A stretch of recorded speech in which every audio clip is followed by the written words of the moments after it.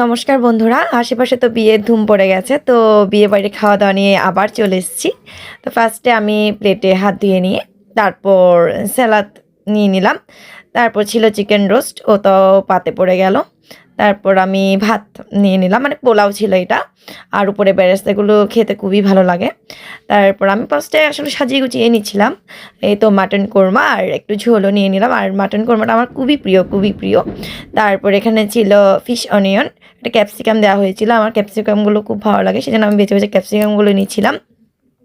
আরেকটা ডাল ছিল যেটা খাসি চর্বি দিয়ে করা, ওটাও খুব মানে ভালো হয়েছিল।